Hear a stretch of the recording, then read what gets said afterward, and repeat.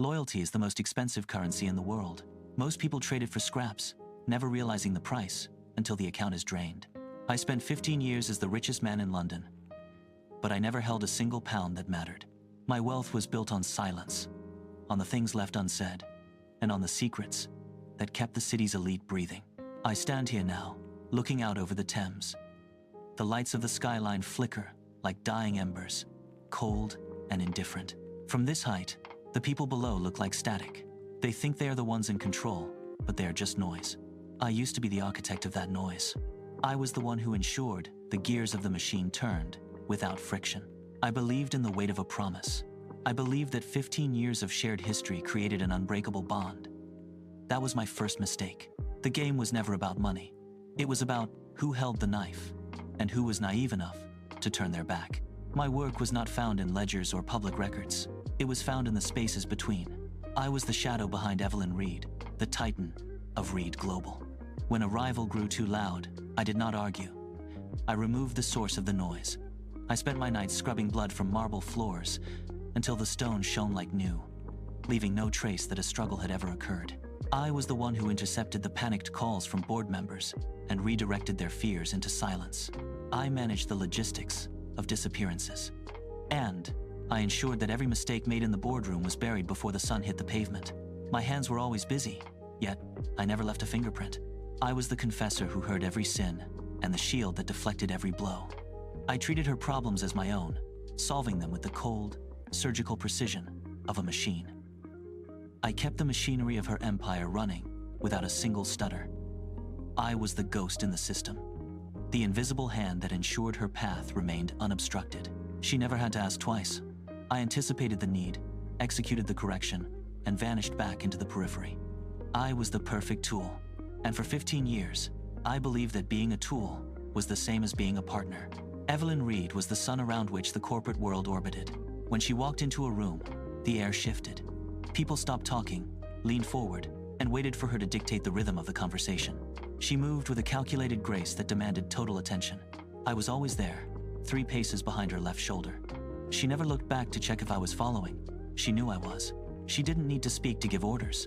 A slight tilt of her head toward a competitor was enough for me to know that person would be gone by morning. She commanded the room while I managed the perimeter.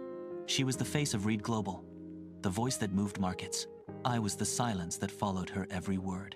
I watched her navigate high-stakes negotiations, her expression never wavering. She was the titan, and I was the gravity that kept her grounded. It was a perfect, dangerous symmetry. 15 years of shared dirt created a foundation stronger than any contract. We built a history, written in redacted files and hushed conversations. I remember the night in Zurich when we burned the original merger documents in a hotel fireplace, watching the ink curl into ash while the authorities knocked on the wrong door. I remember the frantic hours in Singapore, rerouting digital assets through 4 different time zones while she sat across from me, sipping water, her gaze fixed on the monitor as the numbers turned green. We survived the collapse of 3 competitors, each time picking through the wreckage to secure the spoils. I was the one who physically carried the hard drives across borders, my pulse steady while customs agents walked past. We shared the adrenaline of the narrow miss and the quiet satisfaction of the clean getaway. Every triumph was a brick in the wall we built around ourselves. I knew the exact location of every offshore account, and she knew the exact weight of my silence. We were partners in the truest sense, bound by the gravity of our mutual transgressions. I believed that because we held the keys to each other's destruction, we were safe. I looked at the empire we had carved out of the shadows and felt a sense of ownership.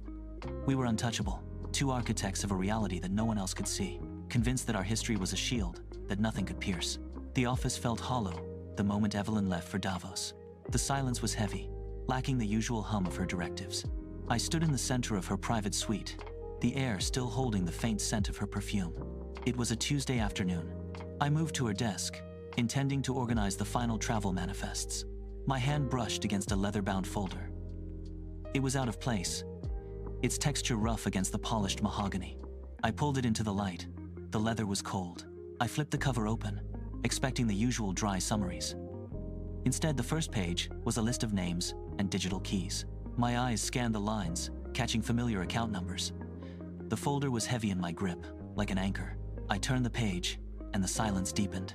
Every document was a record of something that should have been erased.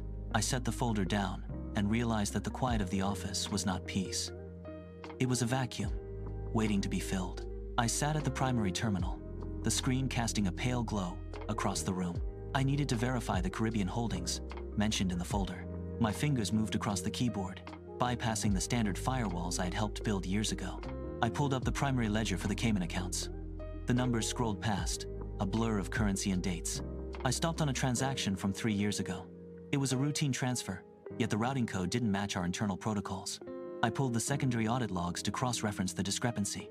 The system hung for a second, then returned the terminal screen flickered and stabilized. A new directory appeared, labeled Project Scapegoat. I clicked the icon.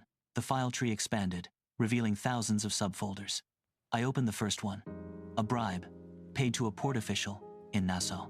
I checked the signature block. My name was already there, digitally inked, in a font I recognized from my own secure terminal. I moved to the next file. An environmental violation in a protected coastal zone. Again, my name. I scrolled faster, my heartbeat thumping against my ribs. I opened the financial logs for the last decade. Every kickback, every illicit payment, every offshore shell company transaction was registered under my credentials. I searched for any sign of Evelyn. I checked the metadata, the server logs, and the original creation dates. Her name was nowhere. The files were clean of her touch, yet the content was undeniably her handiwork. I leaned back, the blue light of the monitor washing over my face. I opened a final, massive document labeled Liability Distribution. Beside every entry, my name sat as the sole responsible party. I stared at the screen, the cursor blinking. I reached for the Security Protocol tab. I needed to know how deep the access went. I initiated a deep system scan, targeting the biometric authentication layer. The progress bar crawled across the screen. When it finished, the results were absolute. Every file in the Scapegoat directory was locked behind a unique biometric signature. Mine. I tested it. I placed my thumb on the scanner. The system chirped, granting instant administrative clearance to a document detailing a massive environmental crime. I tried another, a bribe to a government official. Again, my fingerprint was the digital key. The architecture wasn't designed for oversight. It was designed for containment. I looked at the system map. The entire network of Reed Global was a sprawling, intricate trap with every branch leading back to my credentials. Evelyn hadn't been building an empire. She had been building my cage, brick by digital brick, using my own identity as the mortar. The screen pulsed with the cold blue light of my own digital prison. The server room hummed, a low, constant vibration that usually faded into the background. Now, it felt deafening. I pulled my hands away from the keyboard and let them drop to my sides. The silence of the office outside the glass walls was absolute. I stared at the blank wall, not the screen. 15 years of loyalty. I had cleaned up messes that would have buried lesser people. I had been the ghost in the machine, the shield that never broke. I looked at my hands, the same hands that had signed off on a decade of her success, now the instruments of my own destruction. The air in the room felt thin, metallic. I stood up, my chair scraping against the floor, a sound that seemed to echo for minutes. I walked to the window. The city lights below were indifferent. I did not pace. I did not shout. I simply stood there until the initial shock hardened into something else. The betrayal was not a sudden blow. It was a slow, systematic dismantling of my life. I felt the heat leave my chest, replaced by a sharp, focused clarity. I had been a tool for 15 years. That ended now. I turned back to the desk. 2 days passed in a blur of calculated maintenance. I scrubbed the digital trail of my recent investigation, burying my tracks beneath layers of routine logs. I kept the office in perfect order, every pen aligned, every document filed exactly as she preferred. On the morning of her return, I stood before the dark glass of the main monitor. I watched my own face. I practiced the look, the slight, deferential nod, the steady gaze, the absence of curiosity. I had to become the shadow again, the one who saw everything but questioned nothing. At 10 o'clock, the elevator doors slid open. The sound of her heels on the marble floor was rhythmic, precise, and entirely devoid of warmth. I turned, my posture relaxed, my hands folded behind my back. She walked into the room, her presence filling the space with an immediate, suffocating pressure. I offered a small, practiced smile. She stopped at the desk, searching for a crack in the facade. I gave her nothing. The game had officially begun. She gestured toward the private dining room, a space usually reserved for closing deals that required total silence. I followed, my footsteps muffled by the thick, hand-woven rug. The air inside was heavy, scented with cedar and the faint, sharp tang of old paper. She moved to the sideboard, her movements fluid and practiced. She reached for the 1,945 Petrus. The bottle was heavy, dark, and carried the weight of a fortune. I watched her hands. She handled the glass with an intimacy that felt like a violation. The cork came out with a soft, wet pop that sounded like a gunshot. She poured, the deep red liquid swirling against the crystal, catching the dim light. I stood by the table, my hands clasped loosely. The opulence of the room felt like a physical weight, pressing against my lungs. Every detail was designed to remind me of my place. She was the architect of this cage, and she was currently setting the table for my end. I watched the wine rise, and I did not blink. She turned, the crystal glass held between her thumb and forefinger. She extended it toward me, her gaze steady and devoid of any tremor. "To loyalty, Marcus," she said. The sound of her voice was smooth, like velvet over a blade. I took the glass. The stem was cold against my palm. I felt the irony of her words settle in my chest, a heavy, sinking weight that threatened to pull my expression into a sneer. I forced my jaw to stay slack. I looked directly into her eyes, searching for a flicker of hesitation, but found only the polished surface of a predator. I raised my glass to meet hers. The crystal chimed, a sharp, clear note that cut through the silence of the room. I drank. The wine was rich, complex, and tasted of earth and time, but it burned as it went down. I kept my eyes on her, mirroring her calm, while my mind raced through the implications of her toast. She was celebrating the very thing she was currently dismantling. I swallowed, set the glass down on the mahogany surface with a soft, controlled click, and waited for her next move. I was the shadow, and for now, I was still standing in the light. She set her own glass down and leaned back, the leather of her chair creaking in the stillness. "You have been working too hard, Marcus," she said. Her tone shifting to a practiced, light-hearted concern. "The Caribbean Holdings audit was a heavy lift. You should take a break." She tapped the screen of her phone, her thumb hovering over the glass surface for a fraction of a second before she tucked the device away. "Any plans for a vacation? Somewhere quiet? Somewhere far from the office?" I watched her fingers. They were steady, rhythmic, tapping against the polished wood of the table. She was fishing for a location, a timeline, a place to pin the narrative she was constructing. Every word she spoke was a calculated move in a game I had only just realized we were playing. I kept my face impassive, my breathing slow and measured. I told her I had no plans, that I preferred to stay close to the data. She smiled, a thin, sharp expression that didn't reach her eyes. She was already sending the breadcrumbs to the authorities, framing my absence as a flight from justice. She was building my cage while asking me where I wanted to spend my final days of freedom. I walked out of the dining room, my footsteps echoing against the marble floor. The house felt different now. It was no longer a sanctuary of shared power, but a hollow shell of her design. I reached the hallway and stopped. I leaned my forehead against the cool, smooth surface of the wall, closing my eyes to shut out the sight of the empire she had built on my back. The realization hit me with the force of a physical blow. I had spent 15 years being the shadow that defined her light, but shadows only exist because of the sun. I pulled away from the wall, my hands steady, my pulse slowing to a rhythmic, mechanical beat. I would not be the one to fall. I would not be the one to disappear into the cage she had meticulously constructed. I opened my eyes, and the hallway seemed to sharpen. I made the choice then to stop being the shadow. I would become the eclipse.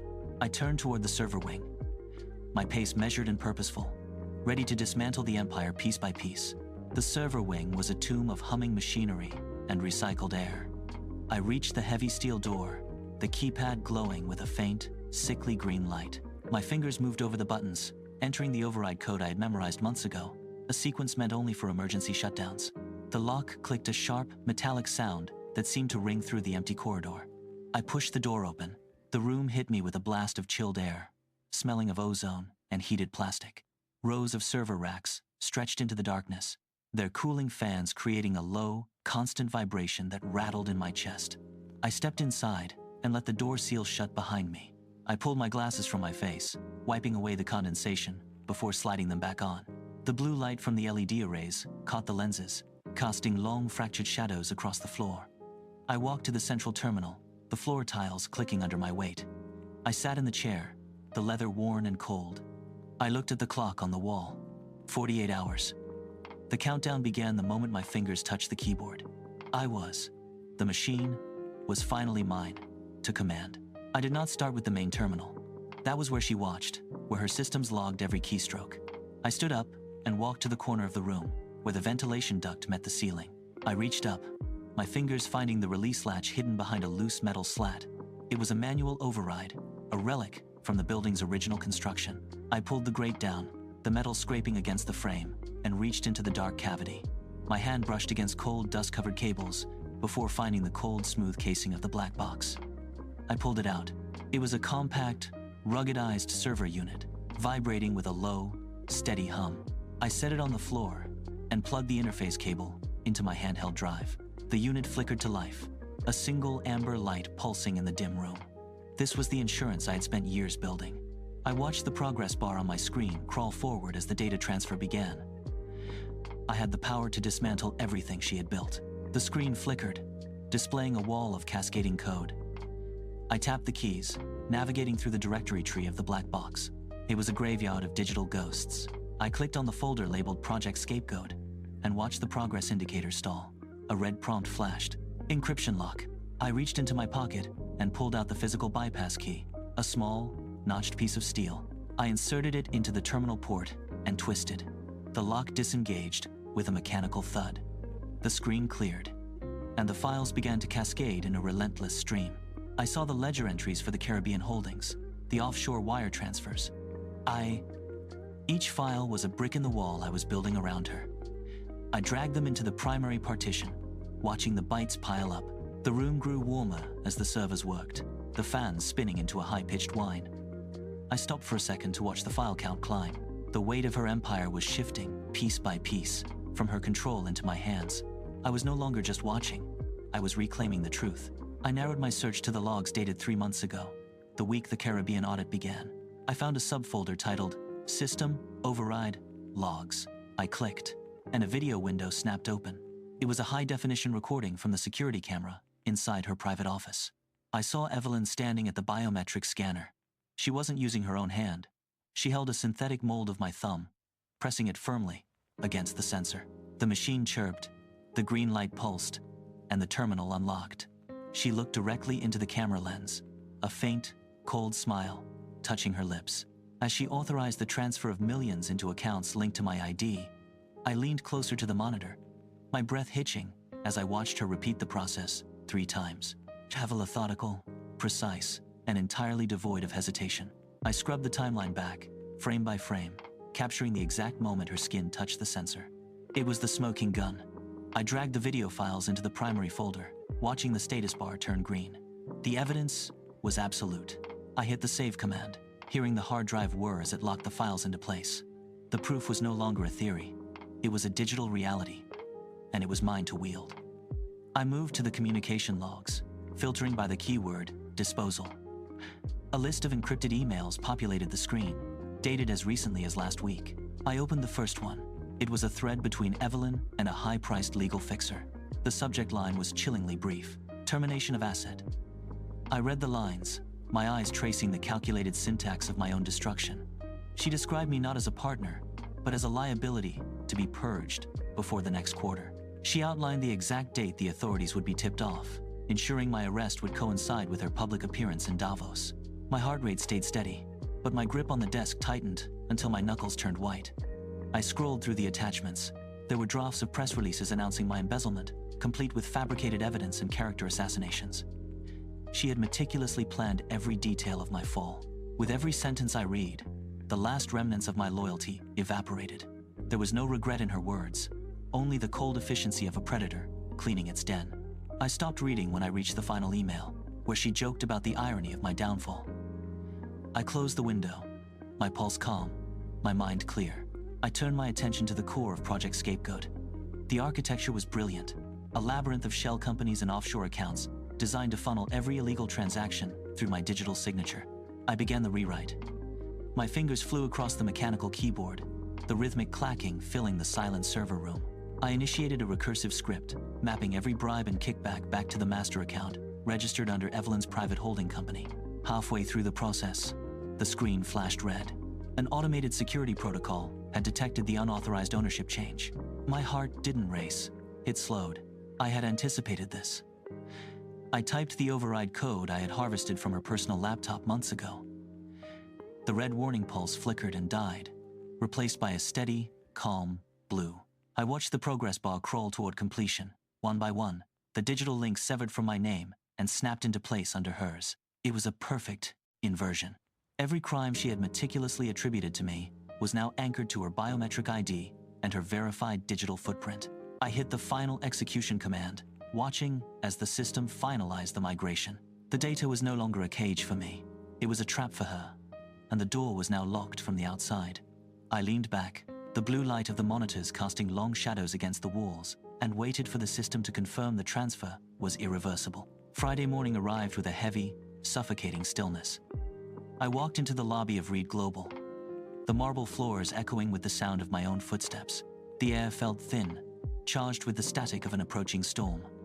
Employees moved with an unnatural, frantic speed, their eyes darting toward the elevators. I passed a junior assistant near the break room.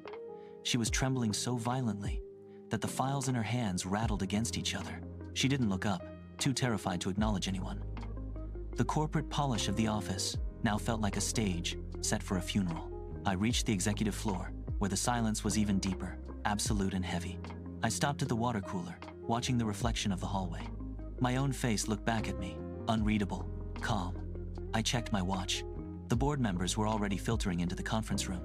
I adjusted my cuffs, took a slow, steady breath, and walked toward the heavy oak doors. The trap was set, the evidence was locked, and the clock was ticking. I pushed the doors open, and the room went quiet. I stepped into the boardroom. The air was thick, with the scent of expensive coffee and cold ambition. 12 board members sat around the mahogany table, their faces masks of practiced indifference. At the head of the table, Evelyn sat with her hands folded, her posture radiating the effortless dominance of a predator. She didn't look at me when I entered. She didn't need to.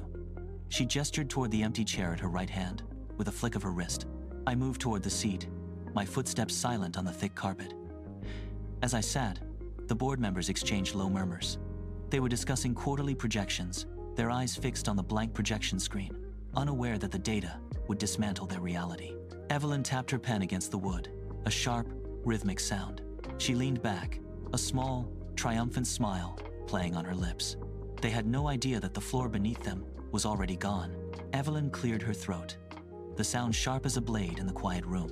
She opened her mouth to speak, but the heavy double doors at the back of the boardroom groaned open before she could utter a word. A team of 4 individuals in dark, sharp-edged gear stepped inside, moving with the synchronized precision of a tactical unit. They carried tablets and thick, sealed files. The board members shifted in their seats, confusion rippling through the group. Evelyn did not look concerned. Instead, her lips curled into a thin, predatory smile. She glanced at me, her eyes bright with a cruel, mocking triumph. She clearly believed she had orchestrated this visit. She stood up, smoothing her hands over the table, and turned to face the intruders with the confidence of a queen.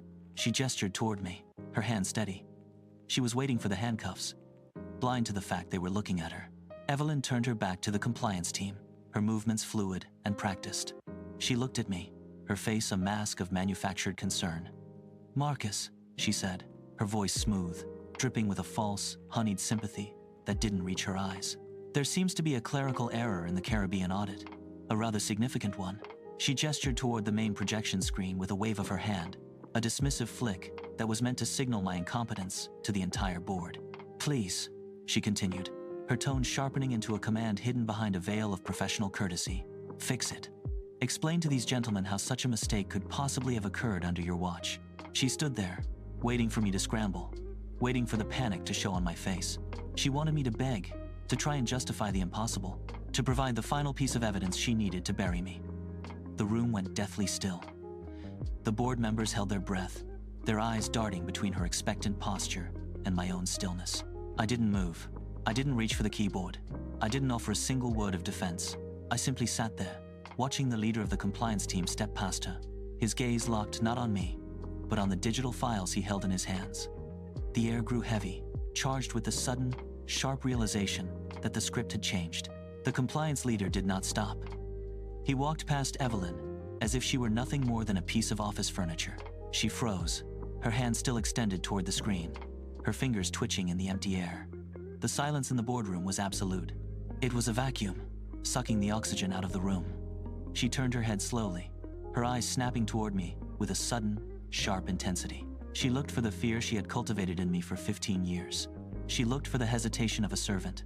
Instead, she found a blank, steady gaze. For a heartbeat, the world narrowed down to the space between us.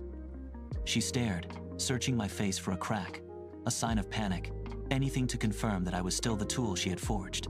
I did not blink. I did not lean back. I held her gaze with the weight of a man who had already finished his work. Her eyes widened, just a fraction, as the realization hit her. The mask of the Titan slipped, revealing the raw, frantic calculation of a predator who has suddenly found herself in the trap. She saw the change. She saw the eclipse. I pushed my chair back. The sound of the metal legs scraping against the polished floor was like a gunshot in the quiet room. I rose slowly, my movements deliberate and unhurried. Evelyn stood only a few feet away, her posture rigid, her jaw tight. She hissed a single sharp word, a command meant to pin me to my seat, but it died in the air, ignored. I did not look at her. I did not acknowledge the frantic pulse visible at her throat. I walked forward, my stride steady, crossing the distance that had defined my entire life. Every step felt like shedding a layer of skin. The board members leaned back, their eyes tracking my path as if I were a bomb being carried through a crowded hall. I passed Evelyn, feeling the heat of her presence, but I did not stop. I did not slow down. I moved toward the main console. I reached the console and placed my hands on the cold glass surface. I was the architect of the end. I stood there, back to her. I looked down at the remote. It felt heavy, a small piece of plastic that held the weight of 15 years of secrets. My finger hovered over the primary button. The air in the room was thick, vibrating with the collective anticipation of the board members. Behind me, I heard the sharp intake of breath as Evelyn lunged forward, her hand outstretched to snatch the device from my grasp. She did not reach me. Two members of the compliance team stepped into her path, their movements synchronized and firm. She stumbled back, her momentum broken, her authority stripped away by the very people she had hired to protect her interests. I did not turn around. I did not give her the satisfaction of seeing my face. I focused entirely on the button. The silence was so profound that I could hear the faint, rhythmic hum of the projector fan. My finger pressed down. The click was audible, a sharp, final sound. The screen flickered. A soft, blue light washed over the room, casting long, distorted shadows across the mahogany table. The point of no return had been crossed. The screen pulsed with a static hum, then snapped into focus. A progress bar crawled across the display, the only light in the dim boardroom. For 3 agonizing seconds, the screen remained blank, a white void that seemed to swallow the room's oxygen. Then, the first document rendered. The title, Project Scapegoat, appeared in bold, black text at the center of the frame. Below it, the digital signature block was empty, waiting. Then, the system refreshed. The metadata populated in real time. Evelyn Reed. The name appeared at the top of every page, etched in digital ink that could not be erased or denied. I watched the board members. The documents scrolled automatically, revealing the trail of kickbacks, the offshore accounts, and the environmental crimes. Every entry was tied to her biometric ID, her private key, and her authorization codes. The evidence was not just present, it was undeniable. I stepped back from the console, my hands clasped behind my back. The cage she had built for me was now the only place she had left to stand. I tapped the final command on the console.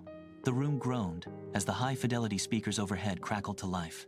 A moment of static hissed, then a voice filled the space. It was Evelyn. The biometric keys are set. Her voice echoed against the wood-paneled walls. By the time the audit finishes, Marcus will be the only signature on the ledger. He is the perfect vessel for the fallout. The board members recoiled as if struck. One director stood up, his chair scraping violently. He only stared at the speakers, then at the woman sitting at the head of the table. The recording continued, detailing the specific offshore accounts. Every word was a hammer blow. I watched the room. The shock was turning into a cold, hard anger. Evelyn sat motionless, her gaze fixed on the table, but the speakers kept broadcasting her betrayal to every corner of the room. The silence that followed each sentence was heavier than the last, pressing down on the room until the air felt thin and sharp. The audio recording cut out, leaving a ringing silence that seemed to vibrate in the air. Evelyn remained seated, but the stillness was no longer calculated. Her fingers, resting on the mahogany surface, began to twitch. She tried to force a smile, a reflex of a lifetime of manipulation, but the muscles in her jaw locked. The color drained from her skin, leaving her features sharp and hollow. She looked toward the board members, seeking an ally, but found only averted eyes and cold, judging stares. Then, the mask fractured. Her breath hitched, turning into a jagged, uneven rasp. She gripped the edge of the table until her knuckles turned white, the wood groaning under the pressure. A vein pulsed visibly at her temple. She opened her mouth to speak, to issue a command or a denial, but only a sharp, choked sound emerged. She looked at me, her gaze darting across the room, as if searching for an exit that no longer existed. The Titan was gone. Evelyn surged upward, her hands slamming against the table with a force that sent a glass of water tipping over. "Security!" she barked, her voice cracking with a desperate shrill edge. "Remove him! Now!" The command hung in the air, echoing against the high ceilings, but no one moved. The security guards remained rooted to their positions, their eyes fixed on the compliance team, not her. She turned to the board members, pointing a trembling finger at me. "Do something! He is a thief! A liar!" Her words were rapid, frantic, and entirely ignored. I did not move, nor did I raise my voice. The silence in the room was absolute, a heavy, suffocating weight that signaled the end of her reign. She realized then that her voice no longer held the weight of law. She was a ghost in her own boardroom. The lead investigator did not look at Evelyn. He looked at the screen, then at the thick file folder on the table, and finally nodded to his team. Ha! The heavy doors swung open, but no one entered to defend the CEO.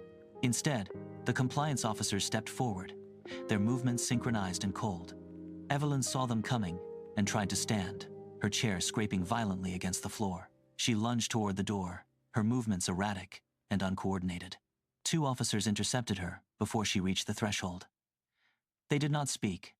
They simply moved with the practiced efficiency of people who had done this 100 times before. She struggled, her arms flailing, but the grip on her shoulders was iron. I watched from the head of the table as they turned her around. She stopped fighting, her body going limp as the reality of the situation finally settled in. The lead officer pulled a pair of steel restraints from his belt. The metal caught the light for a fleeting second. He brought her wrists together behind her back. The click of the handcuffs was sharp and metallic, a sound that cut through the silence of the boardroom like a gunshot. It echoed off the walls, marking the definitive end of her influence. She stood there, trapped. The compliance officers tightened their grip, guiding her toward the exit. She walked with a stiff, unnatural gait, her eyes fixed forward, until she reached the heavy oak doors. There, she stopped. She did not look at the board members or the investigators. She turned her head, her gaze locking onto mine across the expanse of the table. I remained standing, my hands resting on the surface, where her empire had been dismantled. I did not look away. I did not offer a smile, nor did I show a hint of triumph. I simply held her stare. In that moment, the mask she had worn for 15 years finally dissolved. She searched my face for the shadow she had controlled, for the assistant who would have offered a solution or a lie to save her. She found nothing of the sort.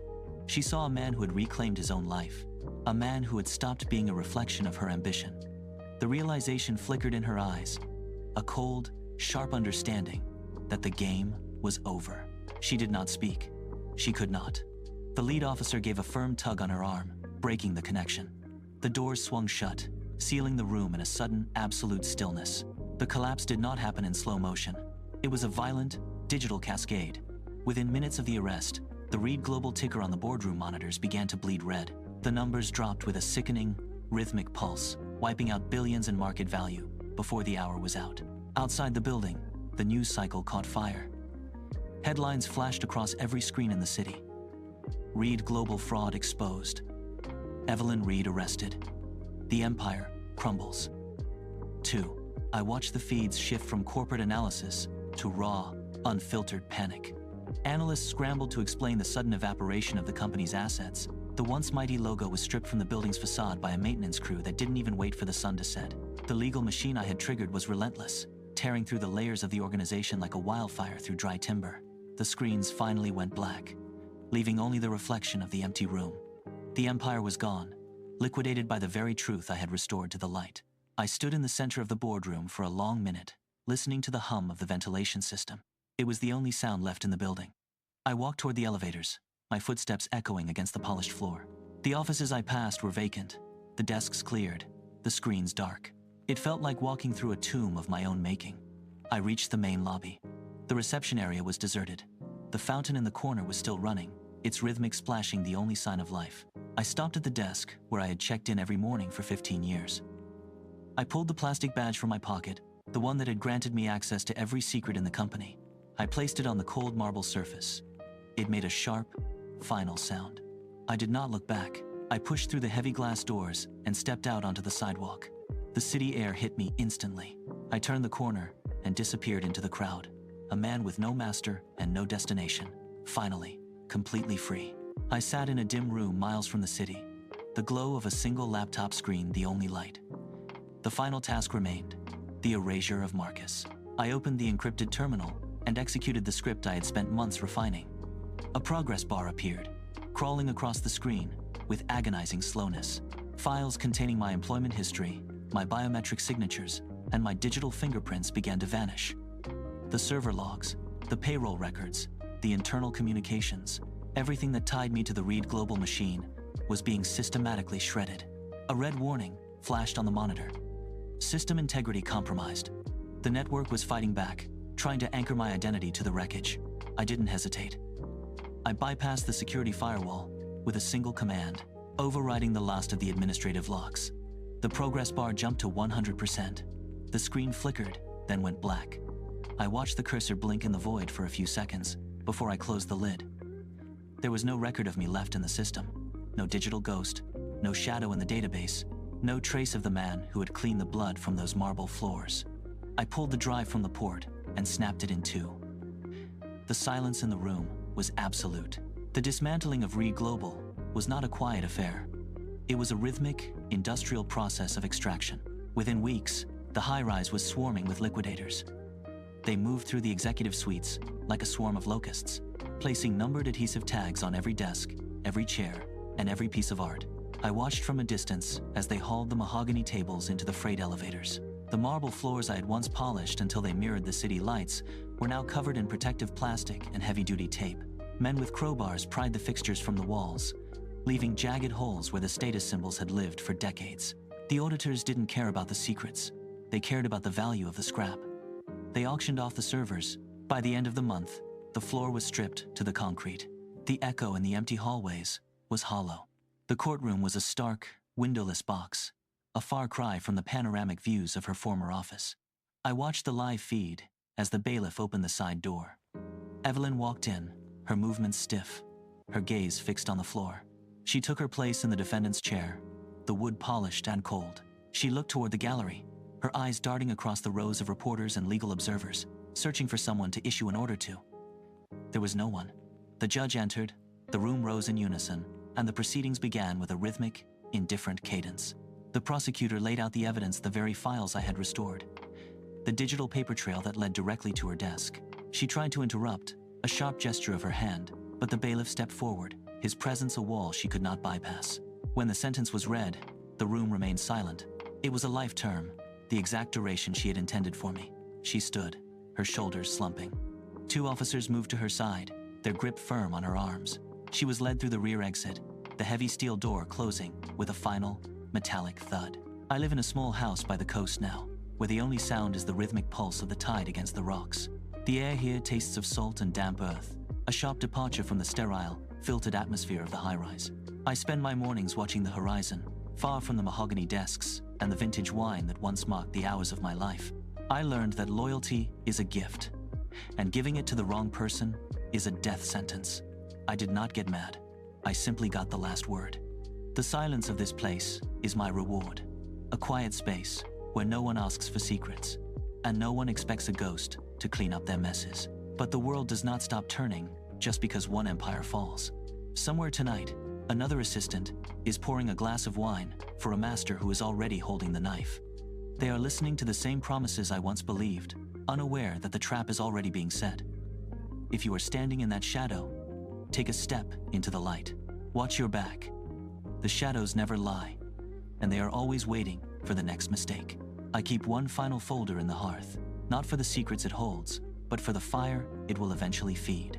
I strike a match, watch the flame catch the edge of the paper, and let the history of Reed Global curl into gray ash. It is not about revenge anymore. It is about the clean slate that only comes when you stop being the instrument of someone else's ambition. The wind picks up outside, rattling the window frame, but I do not flinch. I have no more files to audit, no more biometrics to protect, and no more masters to serve. The currency of loyalty is spent, and I am finally bankrupt of all obligations. Across the city, the lights of the skyline flicker, a grid of millions of lives, still trapped in the same machinery I escaped. They think they are building legacies, but they are only building the walls of their own eventual cells. I turn away from the hearth and walk toward the door. The night is dark, but for the first time in 15 years, I am not a shadow. I am the one walking away. The last word was not spoken in a courtroom. It was spoken in the silence of this room as I close the door on the past forever. The tide pulls back from the shore, dragging smooth stones into the deep, a constant motion that cares nothing for the empires of men. I sit on the porch, watching the last sliver of sun dip below the waterline. There is no phone to answer, no encrypted message to decode, and no master waiting for a report. The silence is heavy, but it is mine. I reach out and turn the dial on the lamp, plunging the room into the gray half-light of dusk. It is a small gesture, but it carries the weight of 15 years of forced vigilance. I am no longer waiting for the next crisis or the next betrayal. The machinery of Reed Global is grinding itself to dust in courtrooms miles away, and I am merely a spectator to the collapse. I have traded the high-stakes adrenaline of the boardroom for the slow, predictable rhythm of the sea. Some might call this exile, but I call it the first day of a life that belongs to no one but me. The shadows have finally stopped following. I stand up, walk into the dark, and for the first time, I do not look back. The board is empty, the game is over, and in the quiet, I finally hear my own voice. The horizon is a clean line now, separating the dark water from the darker sky. I can still hear the faint, rhythmic pulse of the city in my mind, a hum of ambition and deception. Somewhere out there, another assistant is pouring a glass of wine for a master who is already holding the knife. They are smiling, unaware that the floor beneath them is already giving way. I do not feel pity for them. Loyalty is not a currency you spend, it is a treasure you guard, and giving it to the wrong person is a death sentence.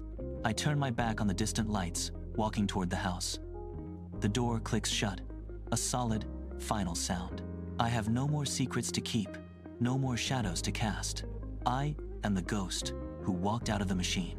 The night is quiet, the sea is steady, and for the first time, I am finally free. The wind shifts, carrying the salt spray against the window pane, a sharp, rhythmic tapping that replaces the frantic notifications of my old life. I sit in the dark, the only light coming from the moon reflecting off the crests of the waves. There is no more strategy to calculate, no more leverage to hoard, and no more secrets to bury under the floorboards. I have dismantled the architecture of my own cage. The world of glass and steel is a lifetime away, dissolving into the static of the past. I lean back, listening to the house settle, the wood groaning under the cooling air. It is a simple sound, honest, and devoid of hidden agendas. I spent 15 years becoming an extension of another person, a reflection that only existed to serve. Now, I am just a man in a room, watching the tide. The shadows do not lie, but they do not live either. I have stepped out of the silhouette and into the light of my own choosing. The cycle of the master and the servant is broken. I close my eyes, and for the first time, there is nothing left to watch, nothing left to protect, and nothing left to fear. The silence is absolute. The story ends here. The fire in the hearth is the only thing left of the man I used to be. I take the last folder, the one with the original signatures, and feed it to the flames. The paper curls, blackens, and turns to ash in seconds. I watch the heat dissipate, leaving only gray flakes that settle on the stone. There is no triumph in this, only the weight of 15 years, finally hitting the floor. I stand up and walk to the door, feeling the cold air bite at my skin. I do not look back at the room. I do not look back at the life that almost consumed me. The path ahead is dark, but it belongs to me. I step out onto the sand, the grit pressing into my soles with every stride. The ocean is a vast, indifferent expanse that swallows the sound of my footsteps. I have learned the cost of loyalty, and the price of silence. I have paid both in full. The shadows never lie, but they can be left behind. I walk until the house is a speck, then until it is gone entirely. The tide pulls at my ankles, cold and relentless. I keep moving forward. The water recedes, dragging pebbles back into the deep with a sound like grinding teeth. I stand still, letting the foam soak into the leather of my boots until they are heavy and cold. A splintered piece of white wood drifts in, caught in the surf, and I kick it back into the froth. It is just debris, stripped of its shape and purpose by the current, much like the empire I left behind. I turn away from the horizon. The sand gives way to tall, dry grass that whips against my legs as I climb the dune. My breath is steady, no longer hitched by the rhythm of someone else's demands. I reach the crest and look toward the tree line, where the shadows are long and natural, cast by the sun rather than by greed. There is no signal here, no servers humming in the dark, no files to audit. I move toward the trees, my footsteps leaving clear, singular prints in the soft earth. The weight of 15 years has finally been shed, leaving only the friction of my own movement. I do not look back at the water. The cycle of the shadow is finished. I walk into the trees, and the forest swallows the sound of my departure. The canopy above is dense, filtering the daylight into thin, sharp needles of gold that hit the forest floor. I step over a fallen cedar, the wood damp and yielding under my weight. My hands are empty, free from the weight of phones, keys, or folders. I stop to pull a thorn from my palm, watching a single drop of blood bead and fall into the moss. It is the only debt I owe now. Somewhere in a city far from here, another assistant is pouring a glass of wine for a master who is already holding the knife.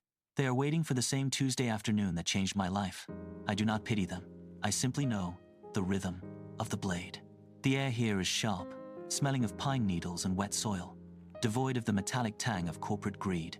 I push through a thicket of ferns, the leaves brushing against my shoulders with a dry, rhythmic hiss. I do not look back. The shadows never lie, but they are always waiting for the next fool to step into them. I keep moving until the trees close behind me.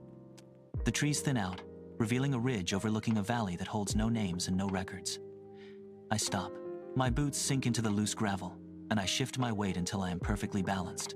The wind here is cold. I reach into my pocket and pull out a small, jagged stone, rolling it between my fingers until the edges bite into my skin. I drop the stone. It hits the dirt with a sharp, final click. There is no ringing phone. There is no master to serve. The valley is quiet, filled only with the sound of my own breathing. I watch the sun dip below the ridge. I stand perfectly still, watching the light fade until the world is nothing but shapes and shadows. I am not hiding. I close my eyes, listen to the wind, and wait for nothing. I thought the truth would set me free, but the truth is just another cage. Only this time, I'm the one holding the key. The world will wake up tomorrow to a new reality. Evelyn Reed will be a memory, and I'll finally be what I was always meant to be.